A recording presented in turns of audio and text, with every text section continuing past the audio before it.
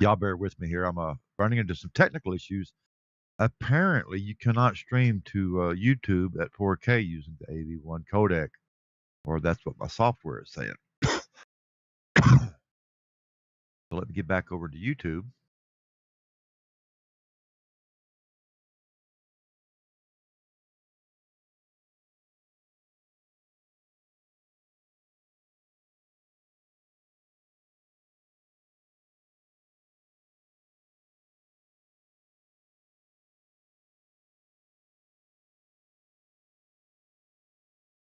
And get rid of these that are no longer working.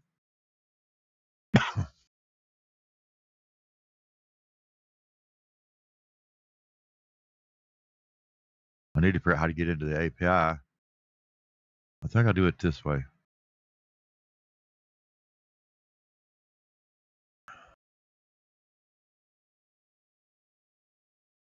Okay, we're back in it. We just got to wait for it to connect over here. Blah, blah, blah, blah, blah. I don't really use YouTube's API that much because it's lacking some features that I'm used to. But we're here nonetheless. And we are streaming in 4K, 18,000 kilobit bit rate. Uh, we just did a stream and I took it down. There may be some wonkiness going on in the audio because I have gates set up on the microphone to keep the background noise out. And I noticed in the last stream that it was too much, so I've backed it off. Hopefully, I've got it just right.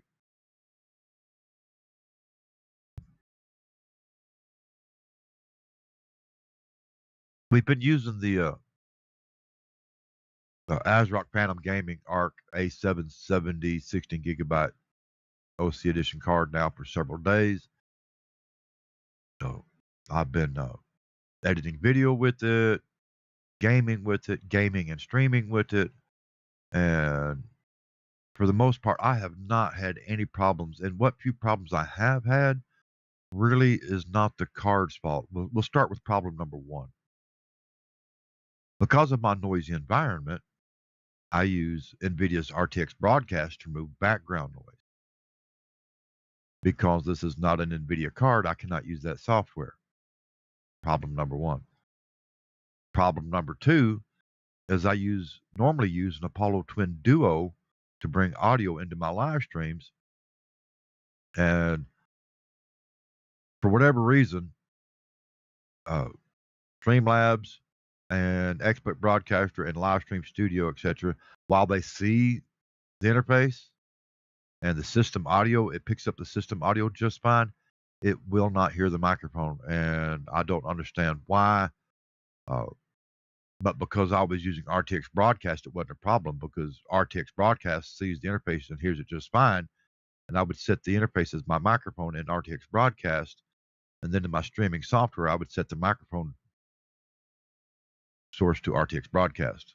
It kind of worked like Banana and Virtual Cable. Uh, I have a license for Banana and Virtual Cable. I haven't used it in several years, and I don't feel like messing with it. So I'm not going to go re-download it and try to find my license keys and I'm just not going to do it. Uh, but other than those two issues, which, like I said, it's not the card's fault. It's software related. Uh, Software that has nothing to do with Intel, I might add. Uh, I haven't had any issues. I've been editing video just fine. I've been gaming just fine, streaming just fine. I I am running into things like I was going to use the AV1 codec at 4K here, it's not supported. Anybody that knows more about that, you might let me know in the comment section because I'm new to this side. Apparently, uh, AV1 for streaming only supports up to 1080p. Is that correct? That's what I was getting in Expert Broadcaster. Uh, my choice was either change the codec or change the resolution, so I just changed the codec. I'm using the Intel's H.264 quicksync hardware.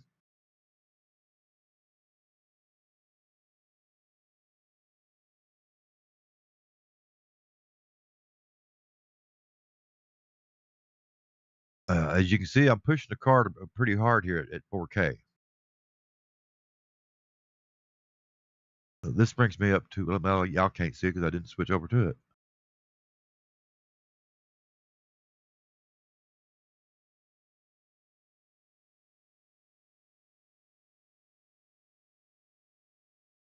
But at 1080p, that's a lot. Those numbers look a lot better.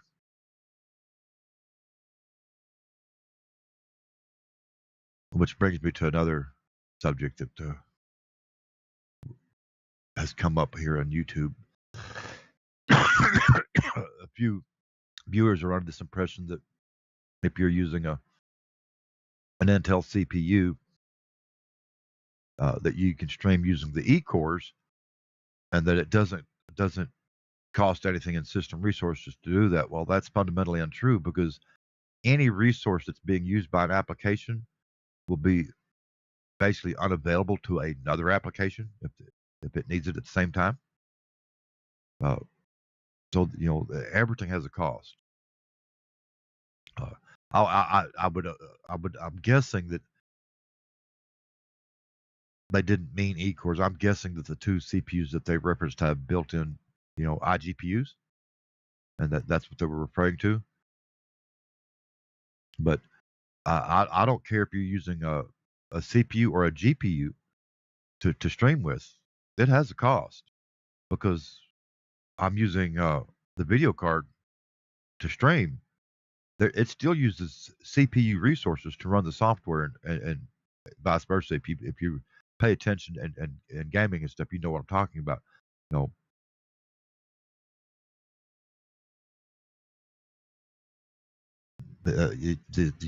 you can't game and stream without some kind of a compromise somewhere when it comes to the resources.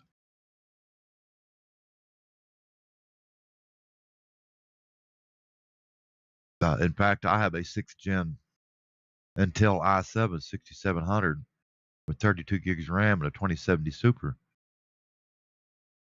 that used to be able to game and stream PUBG just fine. But PUBG is not the best optimized game out there, and they keep making updates and improvements, and now I can game just fine, but I cannot game and stream. I don't have enough horsepower to do both. If I wanted to game and stream PUBG, I can go play a set of Corsa Competizione and stream just fine. You see what I'm saying?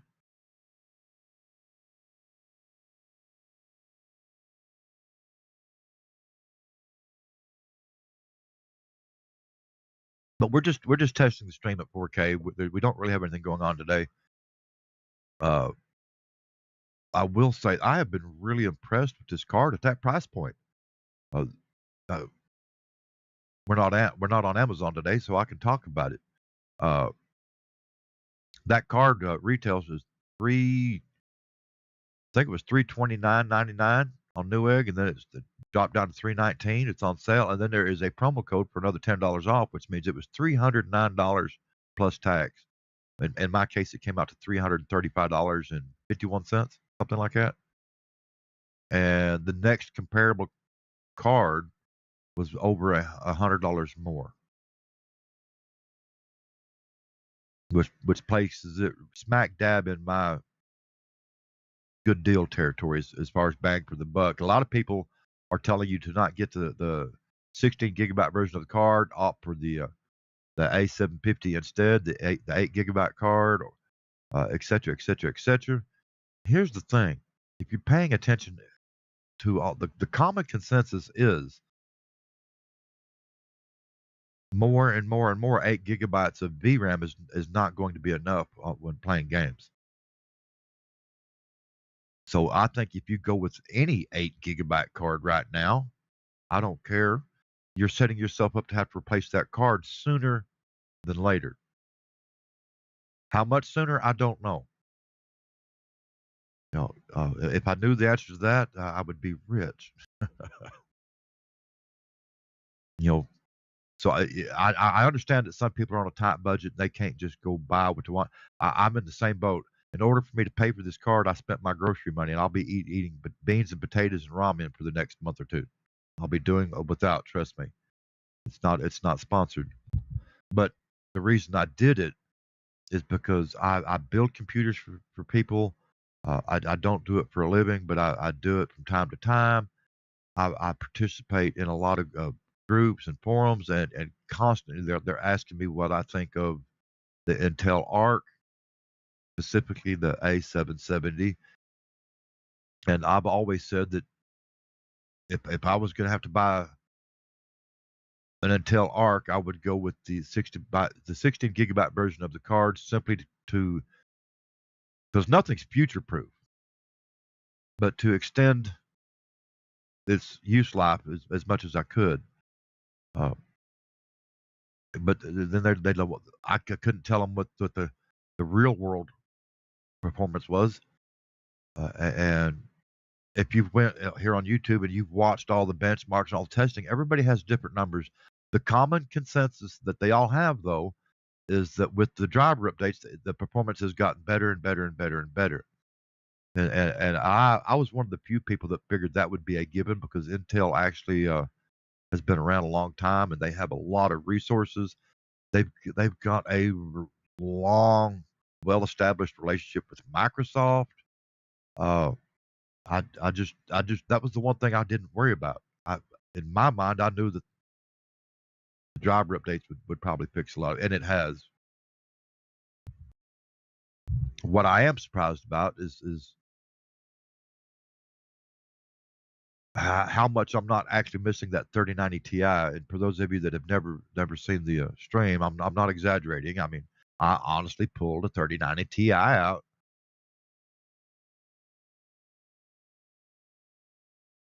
and stuck this Arc A770 into my system. As you can see, it's the only card in there.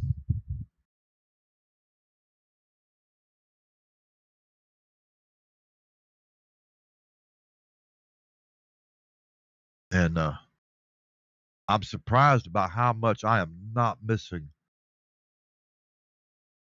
this 3090 Ti when it comes to everyday tasks and my workflow and my production. And uh, will I be getting rid of this card? No, I will be putting this card back in the system because I do need my RTX broadcast.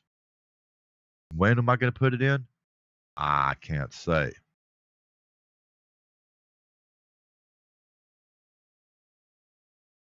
Uh, I was going to originally just test this card and then either try to sell it or do a giveaway and give it away.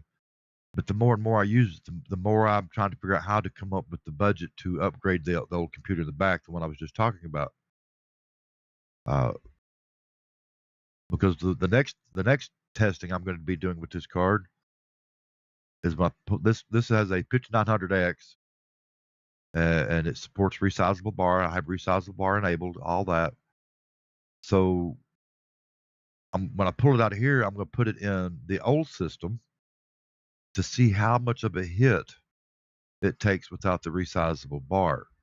Because everybody keeps touting that resizable bar is pretty well a must-have on this card. But is it? Is it really? That being said, without resizable bar enabled, how does it compare to the 2070 Super?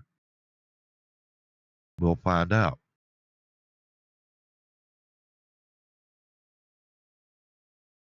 I mean, I will say it's not. This is not trading blows per se. Uh, Even with my 3090 Ti, I'm sure if I did some synthetic benchmarks, this would come in well under the 3090 Ti. But in real world use case, I haven't run into a problem yet. If that makes any sense. I'm doing everything I today that I was doing last week on that 3090 Ti, and not struggling to do it either. I might add. And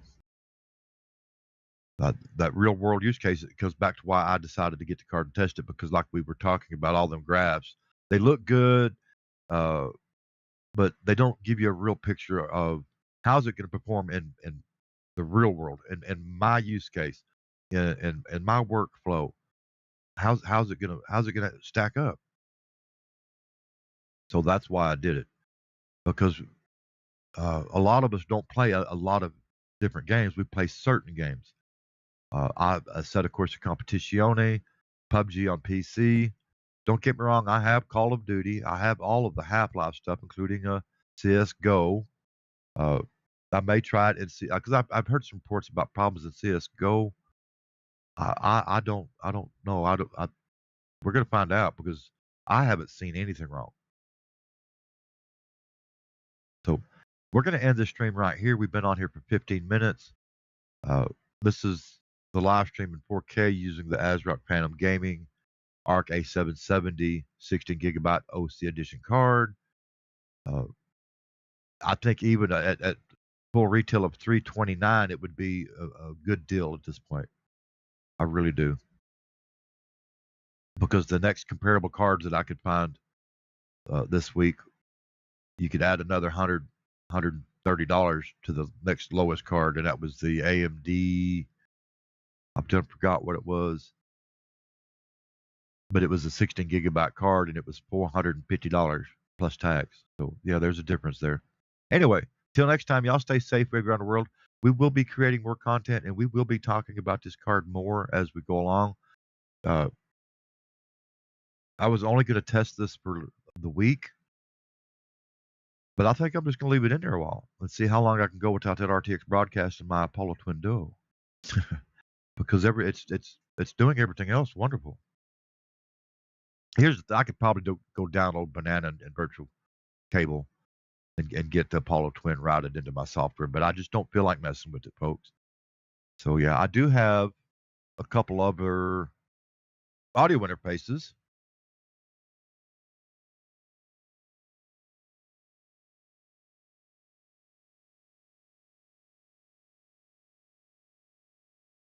I've still got my Tascam Mini Studio to Creator, the US-42. That thing was $200 when I got it. Now you can buy the second generation version of it for like $80.